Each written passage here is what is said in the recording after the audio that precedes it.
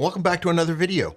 Are your photos never as sharp as you'd like? This is a common challenge for less experienced photographers and one that discourages them from sticking with the hobby. In this video, I'm going to take you through my sharpness checklist, one that will help you diagnose sharpness issues and make sure you get the sharpest photos you can get out of the lenses that you're currently using. If you stay to the end, I'll give you a bonus tip that allowed me to get this photo. My name is Simon D'Entremont. I'm a professional nature and wildlife photographer living in Eastern Canada. I make weekly videos giving you photo tips or taking you behind the scenes for wildlife and nature photography. Subscribe if you want to see more.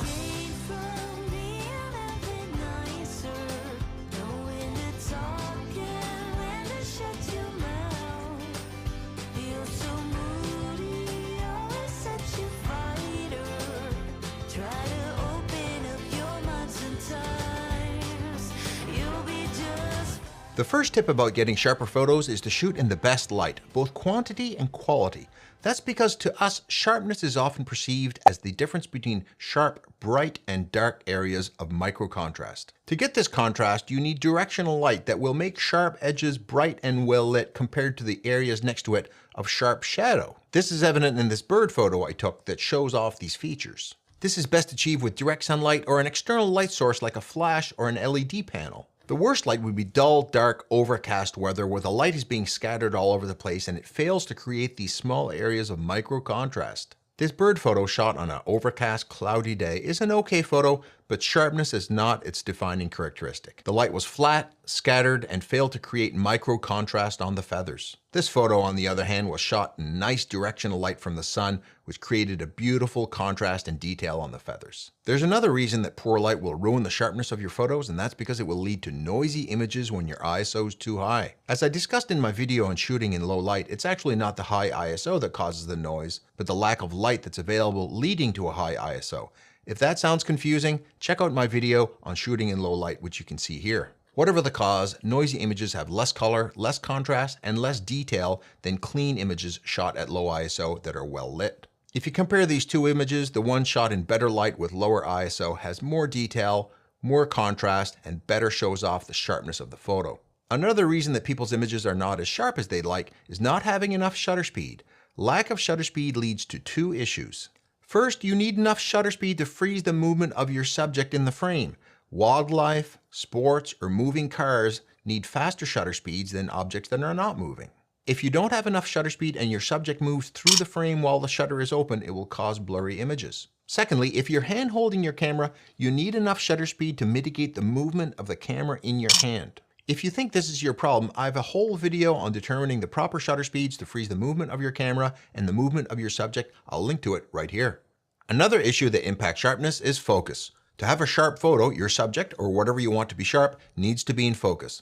A common culprit here is that most cameras have two types of autofocus systems. One is called one-shot that focuses and freezes the focus on a certain plane. The other is autofocus continuous, where it follows the subject forward and backward as it moves around.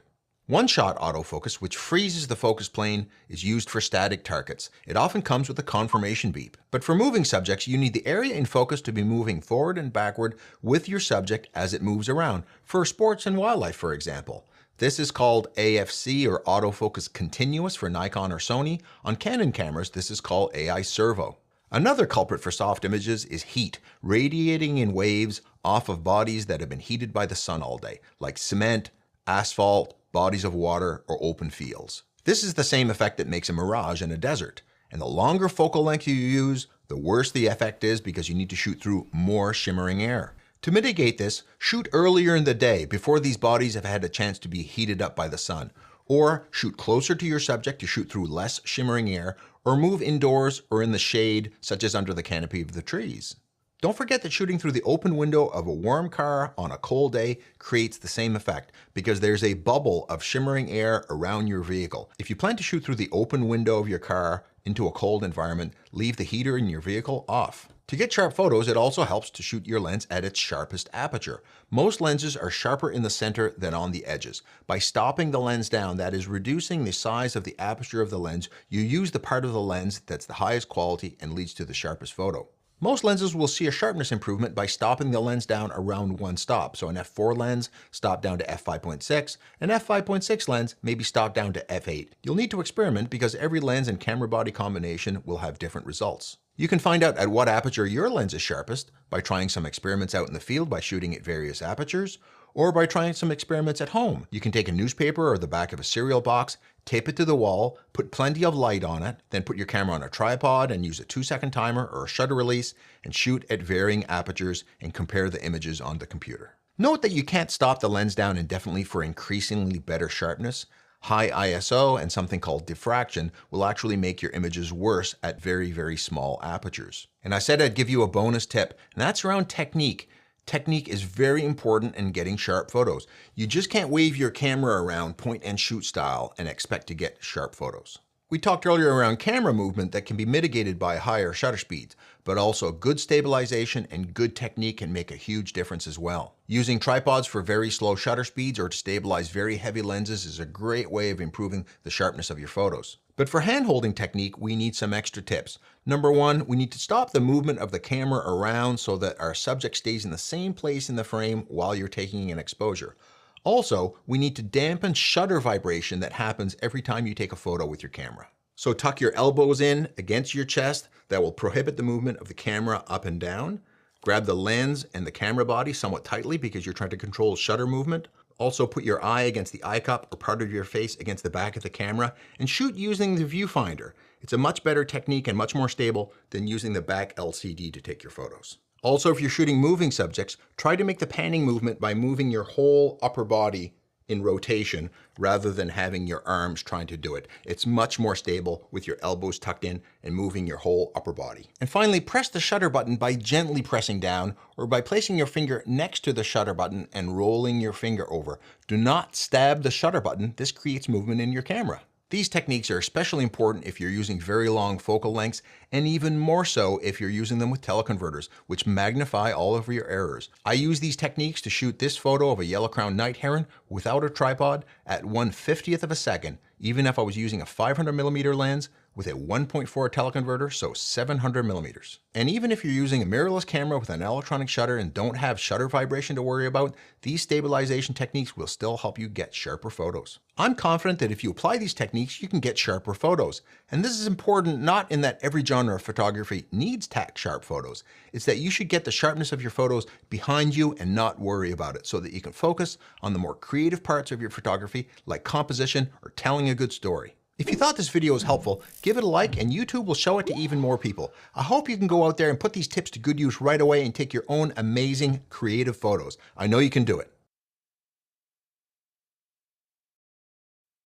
Hey video creators, imagine being a painter without a decent paint palette, or a carpenter without easy access to a shop full of wood. It'd be a rough life. So as a video creator, you'll want access to unlimited downloads of professional assets, like stock footage, video templates, motion graphics, sound effects, music, photos, and way more, and all covered by a lifetime commercial license. With Envato Elements, you'll gain access to unlimited downloads of over 11 million creative assets that will take your videos to the next level. Well, like this background music, for example, or this cool transition. Pretty cool, huh? Ooh, actually this one might be even better. Or maybe this one. Okay, I'll stop. No, I won't. So at last, gone are the days of spending hours scouring the internet trying to find that specific asset, because with Envato Elements, everything you ever need for your videos is always just one click away. So don't be a chef with no ingredients or a dog walker with no leash. Be a video creator with Envato Elements and stop chasing assets all over the web. Get everything you need for any video project all in one place. I guess the only question left to ask is, what videos are you going to create now with all of this unlocked potential? Join now to get unlimited downloads.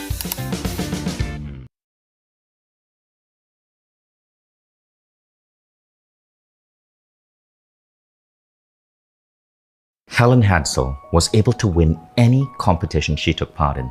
She was known as the contest queen because she had won 7 trips to Paris, boats, houses. She would basically take part in any sweepstake she read about, any contest, and she would just win. That made my documentary crew, and I asked Helen, how do you do that?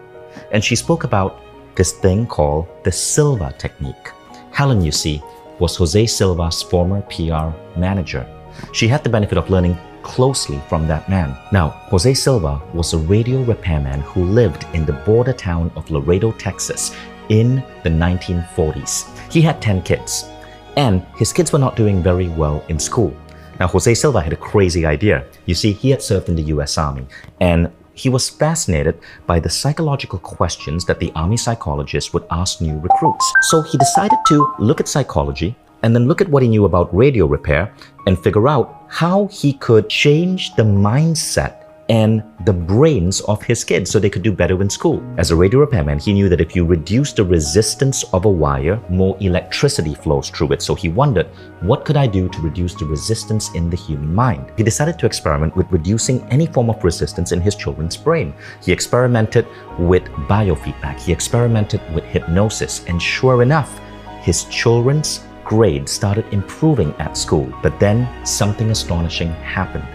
He was sitting down with his daughter Isabel, reading a history book and asking Isabel questions. So he would guide Isabel into a restful state of being. She would have her eyes closed. He would read her the important dates. She would be able to absorb that, and then he would ask her questions. But something strange started happening.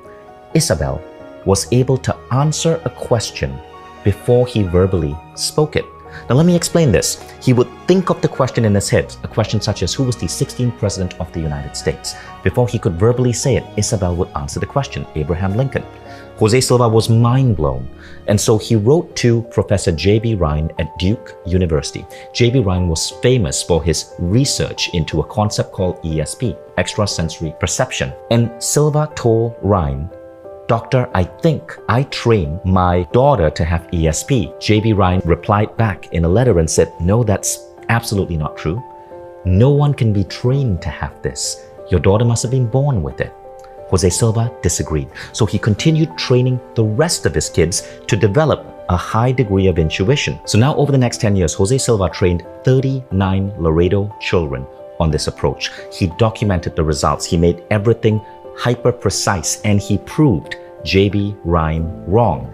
This was a trainable skill. But then adults started noticing, and adults started coming to him in Laredo, Texas to get trained. Jose Silva decided to call this approach the Silva Mind Control Method. And what happened next was astonishing. A man wrote in a newspaper how after learning Silva's method, he was able to cure his persistent migraine headaches for good. The migraines just disappeared. The next class, Jose wrote in his autobiography, was absolutely flooded by people. And the Silva Mind Control Method ended up expanding all across the United States. So here's what Jose Silva discovered as the root cause of all our problems.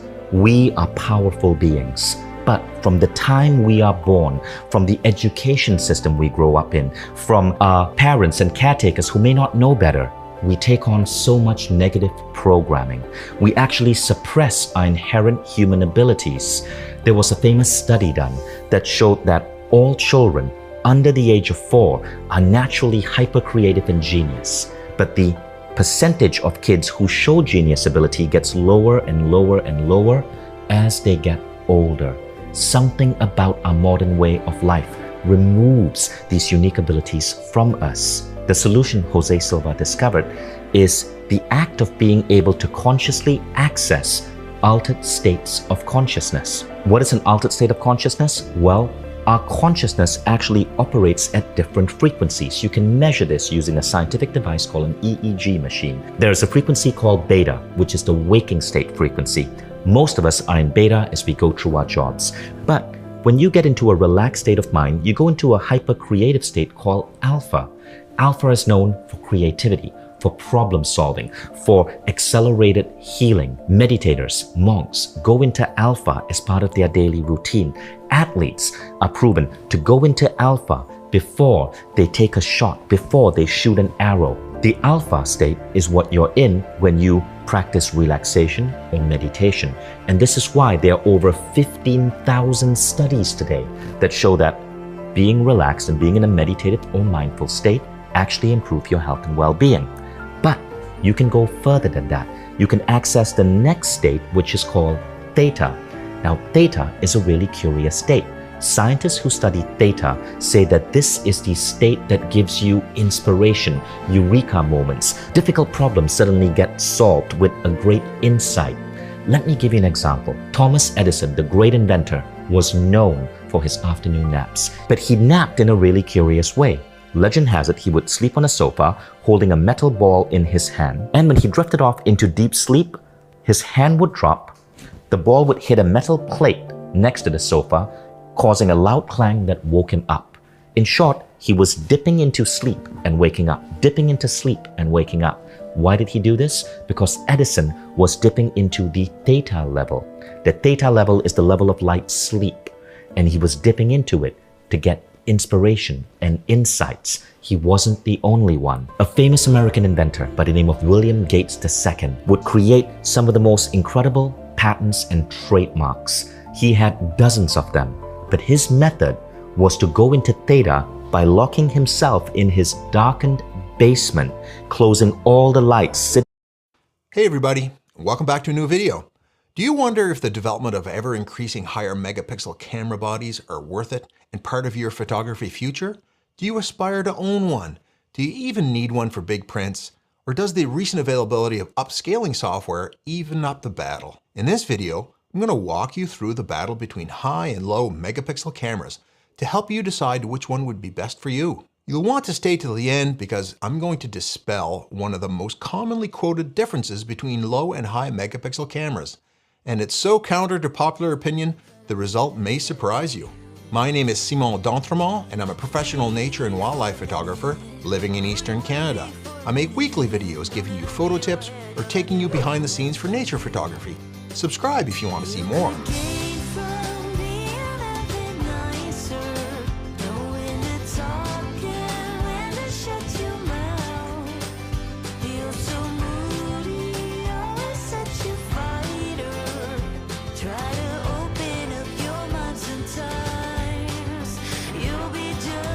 First off, a disclaimer, there are people in the comments below using my photo and pretending to be me, offering you prizes and asking you to get in touch via Telegram.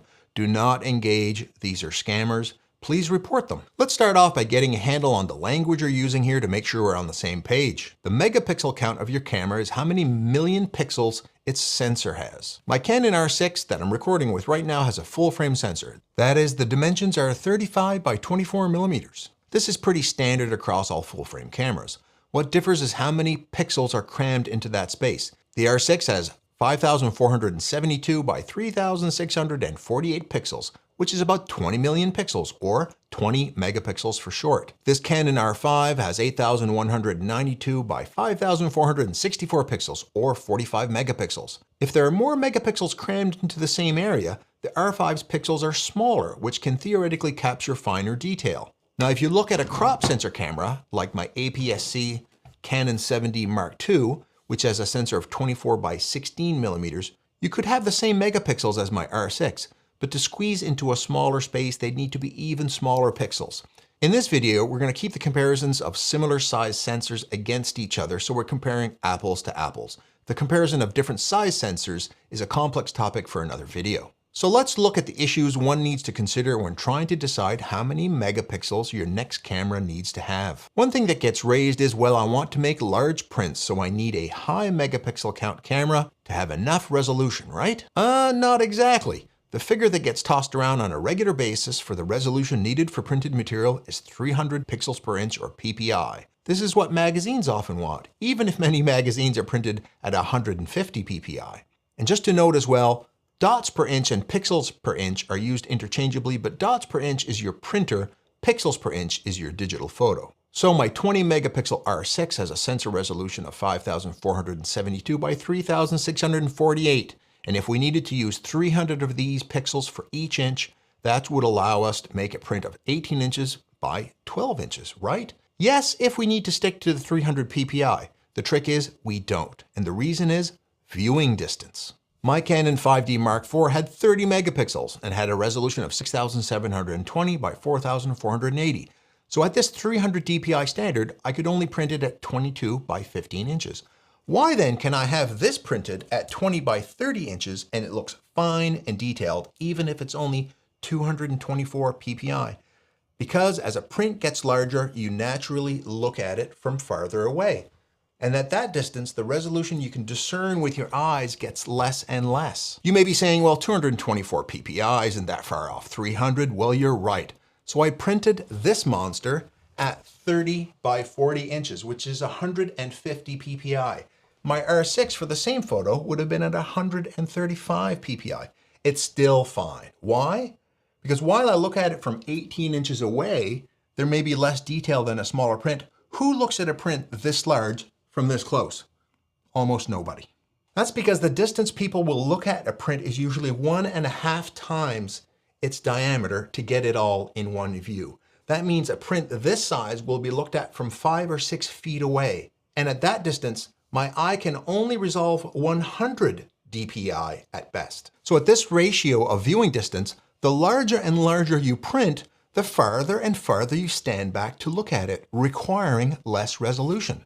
So both my R6 at 135 dpi and my 5D Mark IV at 150 ppi have enough resolution to be printed this large for most applications. This also means that if your camera resolution can make an acceptable print at a small size like 18 by 14 inches, that'll be looked at from 18 inches away, like on a magazine, it can almost be printed at any size. And in case you're thinking, well, this can't be extrapolated forever, can it? It can, and most of you see this every day. Billboards. They're 14 by 48 feet. And how many dpi? A measly 15, a 2 megapixel image. That's because at 50 feet or 15 meters, our eyes can only resolve 12 dpi. So we see that a high megapixel camera isn't needed for large prints. Any 20 or 24 megapixel camera can be printed very large. The exception is a large print where you want people to stand up really close and go through the intimate details of the shot. But if your print is over a couch, for example, people can't even do that, because you can't get that close to it. And by the way, I've seen people try to show off the benefit of higher megapixel cameras in prints by making a huge digital sized image on their computer, like this 30 by 40 inch print, and zooming it to life size